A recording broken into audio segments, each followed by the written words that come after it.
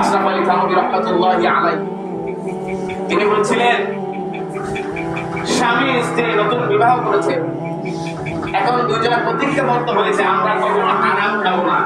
কি খাবো না? কারণ আমরা শুনেছি যদি আমরা হারাম খাই আমাদের সন্তানরা ওই হারামই হবে। কি হবে? হারামই হবে। যদি আপনি আর আমি হারাম খাই তাহলে আপনি আর আমি কি হারামি না? হারাম থেকেই তো হারামি হয়েছে, ঠিক না বেটি? আশরাফ আলী থানভী রাহমাতুল্লাহি আলাইহি বলেন, স্বামী স্ত্রী প্রতিজ্ঞা করেছে সন্তান সামনে গর্ভে আসবে সম্ভবত, তো আমরা প্রতিজ্ঞা করলাম আমরা কখনো হারাম খাবো। খুব সুন্দর চলতেছে, আলহামদুলিল্লাহ, আল্লাহ গর্ভে সন্তান দিয়েছেন, দুইজন খুব সুন্দর ভাবে চলছে। 3 দিন চলতে চলতে 10 দিন 10 মাস 10 দিন হয়ে গেছে, সন্তান দুনিয়ায় আসছে, আলহামদুলিল্লাহ, তার খুব খুশি। সন্তান ছোট থেকে বড় হয়েছে, এখন মোটামুটি হাঁটতে পারে। কিছুদিন যাওয়ার পর যখন 5-7 বছর হয়েছে তখন তো পুরাই হাঁটতে পারে। বাবা একদিন বাজারে নিয়ে যাচ্ছে সন্তানকে, বাবার সাথে সন্তানও যাচ্ছে। বাজারে যখন ঢুকলো, প্রথম যে দোকানটা ফলের দোকান। কিসের দোকান? ফলের দোকান। প্রথম ঝুড়িটার মধ্যে বড় বড় বড়ই রাখা। সন্তান কি করলো? ওখান থেকে চট করে একটা ধরে খায় ফেলছে। বাবার মাথা তো পুরাই গরম হয়ে গেল। কাহিনী কি? আমার সন্তান হারামের মধ্যে কিভাবে ঢুকলো? অবশ্যই আমার সংসারে কোনো হারাম জিনিস ঢুকেছে। বাজার আর করলো না, রাগের মাথায় বাড়িতে চলে গেল।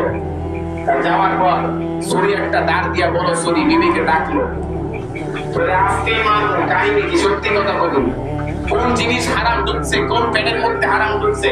আমি তো প্রতিজ্ঞা করেছি আমি কোনো হারাম খাই নাই, অবশ্যই তোর মধ্যে কোনো হারাম ঢুকেছে, এই জন্য সন্তান আজকে হারাম কাজ করতেছে।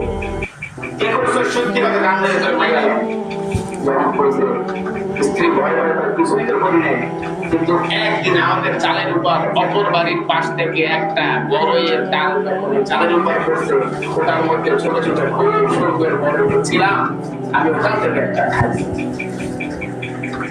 আপনি অন্যের কাছে মাল খাইছেন, এটা কি হালাল না হারাম?